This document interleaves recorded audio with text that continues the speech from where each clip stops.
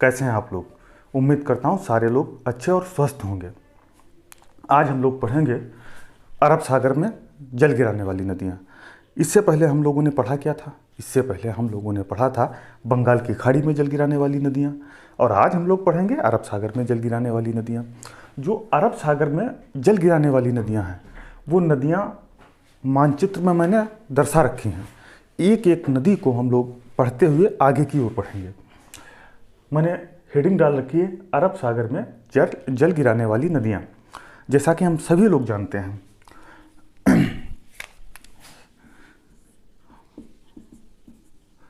ऊपर की ओर उत्तर होता है, पश्चिम, दक्षिण और इधर पूरब होता है। तो पश्चिम में क्या है? पश्चिम में अरब सागर है।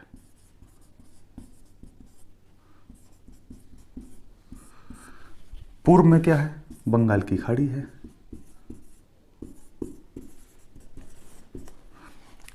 बंगाल की खाड़ी में जल गिराने वाली नदियाँ हम लोगों ने बहुत अच्छे से पढ़ी हैं, और मुझे पता भी है कि सबको अच्छे से तैयार भी है और पता भी है।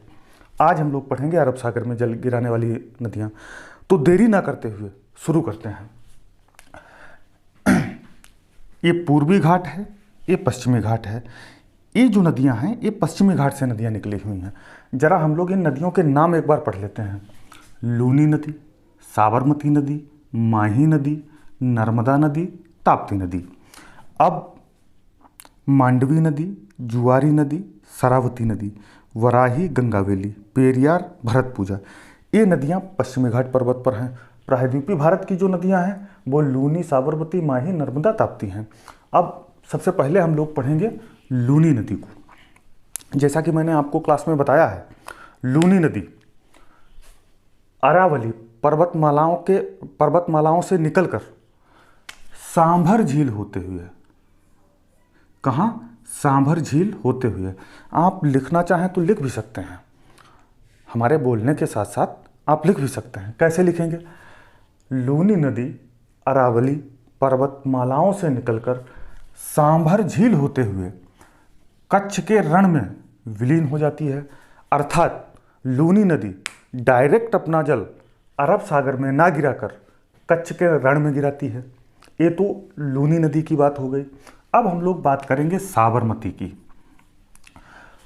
साबरमती नदी राजस्थान के मेवाड़ जिले में अरावली पर्वतमालाओं के पास से निकलकर दक्षिण पश्चिम में बहते हुए अपने जल को खंबात की खाड़ी में गिराती है। ये खंबात की खाड़ी है।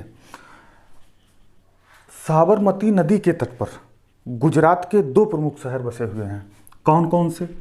एक तो गांधीनगर, दूसरा अहमदाबाद। सवाल परीक्षा में आपसे पूछा जाता है गांधीनगर किस नदी के तट पर बसा हुआ है? साबरमती नदी के तट पर बसा हुआ है। या अहमदाबाद किस नदी के तट पर बसा हुआ है? तो साबरमती नदी के तट पर बसा हुआ है। दूसरी बात, अब माही नदी की बात करते हैं। माही नदी मध्य प्रदेश के विंध्य पर्वत से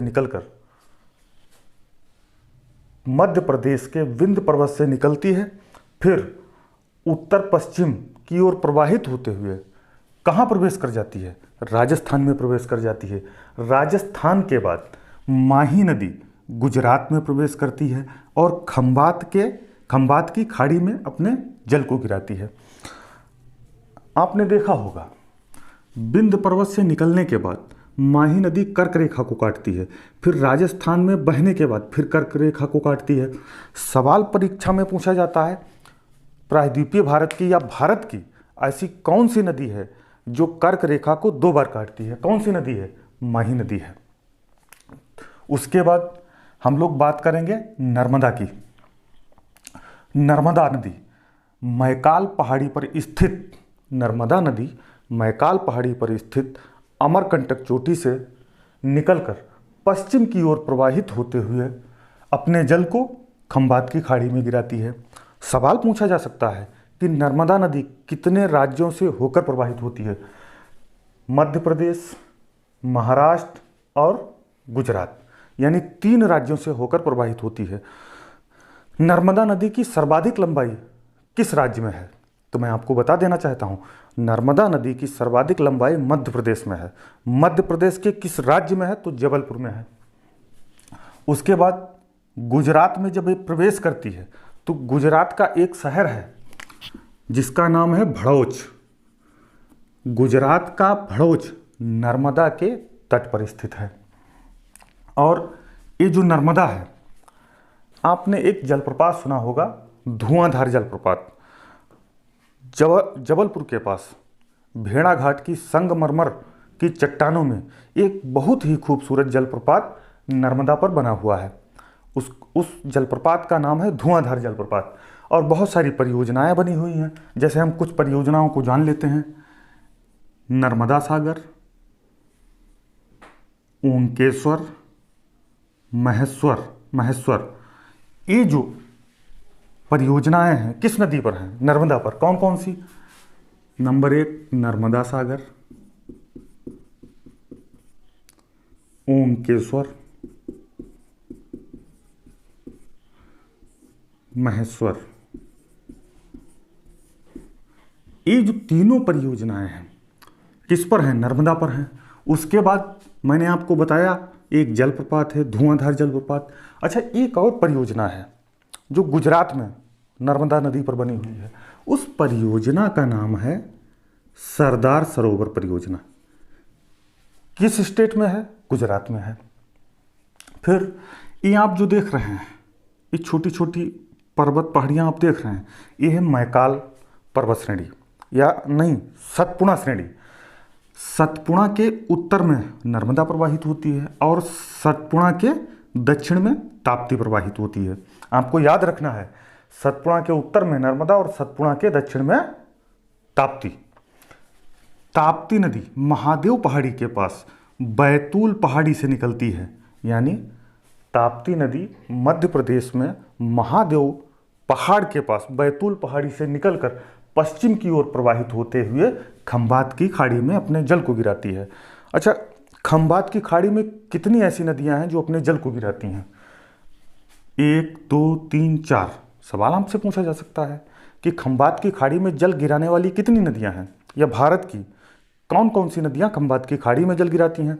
भारत की कितनी नदियां खंभात की खाड़ी में जल गिराती हैं? तो 4 नदियां खंभात की खाड़ी में जल गिराती हैं। आपने ताप्ती नदी पर परियोजनाएं सुनी होगी, काकरापार, उकाई परियोजना। कौन कौन सी? काकरापार और उकाई परियोजना। ये किस नदी पर है? ये आपकी ताप्ती नदी पर है। गुजरात का तापी और सूरत, ये दोनों शहर तापी नदी के तट पर पड़ते हैं। कौन कौन से? ताप्ती और सूरत। इसके बाद हम लोग बात करेंगे, ये आप देख रहे हैं, ये महाराष्ट्र का क्षेत्र है। महाराष्ट्र के बाद ये आपका गोवा का क्षेत्र है। ये जो गोवा का क्षेत्र है, गोवा के क्षेत्रफल से 2 नदियां निकलती हैं और अरब सागर में अपने जल को गिराती हैं। 2 कौन कौन सी नदियां हैं? एक मांडवी है, एक दूसरी जुआरी है। ये मांडवी नदी गोवा के बीचों बीच से प्रवाहित होते हुए अरब सागर में अपने जल को गिराती है। गोवा की राजधानी क्या है? गोवा की राजधानी पणजी है। पणजी मांडवी नदी के तट पर है। गोवा की राजधानी पणजी मांडवी नदी के तट पर है। फिर दूसरा जुआरी नदी, ये भी पश्चिमी घाट पर्वत से निकलकर अरब सागर में अपने जल को गिराती है। कहाँ? गोवा में। गोवा के बाद ये जो क्षेत्र आप देख रहे हैं, ये है कर्नाटक का। कर्नाटक में 3 प्रसिद्ध नदी प्रवाहित होती हैं, शरावती, वराही और गंगावेली।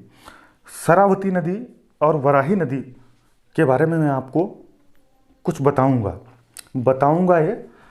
ये जो शरावती नदी है, शरावती नदी पर एक जलप्रपात है जिसका नाम है जोग जलप्रपात, जिसको गरसोप्पा के नाम से भी जाना जाता है, जिसको महात्मा गांधी सागर के भी नाम से जाना जाता है। और सवाल परीक्षा में पूछा जाता है। देखो इधर, जैसे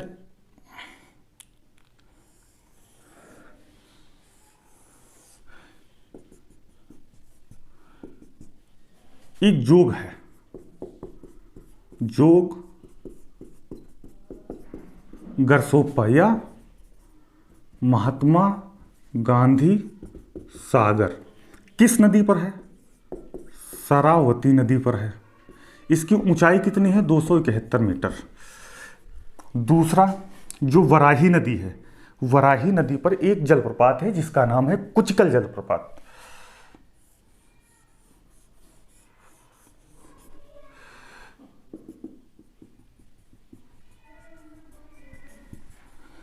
कुचिकल, इसका नाम है कुचिकल।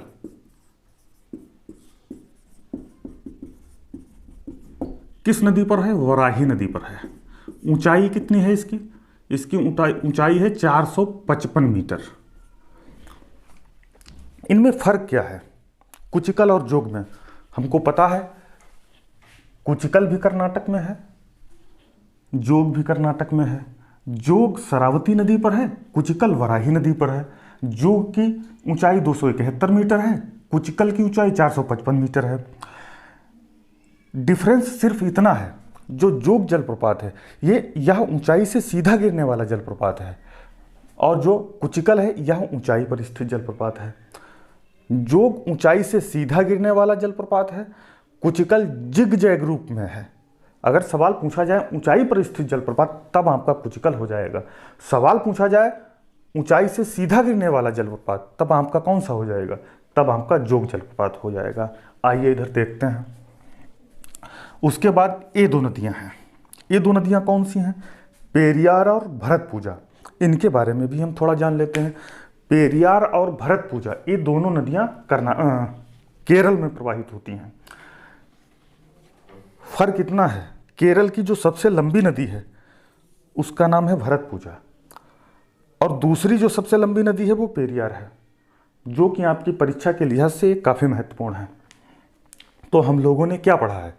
अरब सागर में जल गिराने वाली नदियाँ अच्छे से पढ़ा है और समझा भी है। इसको मैं क्लास में भी पढ़ा चुका हूँ। अगर आपने नहीं पढ़ा है तो आप हमारे YouTube चैनल अखलाक सर क्लासेस पे जाके पढ़ सकते हैं। दूसरा, जो लोग घर बैठे हैं, अभी जल्द ही कांस्टेबल का एग्ज़ाम होने वाला है।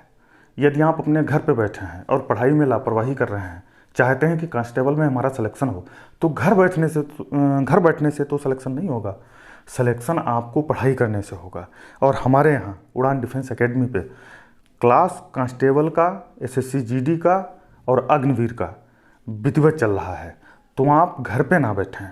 घर पे आप बैठेंगे, आपने खूब मेहनत की है, मुझे भी पता है, लेकिन ये वो समय है जिस समय का आपको इंतज़ार था। आप लोग कहते थे हमसे कि सर समय नहीं मिला, आपकी इस बार परीक्षा जो है बहुत जल्दी कराया ले रहे हैं, समय देना चाहिए था 1-2 महीने का। आपको तो 6 महीने का समय मिल गया। 6 महीने का समय मिलने के बाद इस समय की महत्ता को आप नहीं समझ रहे हैं, जबकि आपको समझना चाहिए और मेहनत करना चाहिए आपको। बहुत सारे ऐसे बच्चे हैं जो बाहर रहकर तैयारी कर रहे हैं, ठीक है। मैं चाहता हूँ हमारे जो क्षेत्र के बच्चे हैं या हमारी जो कोचिंग के बच्चे हैं वो छुट्टी ना करें।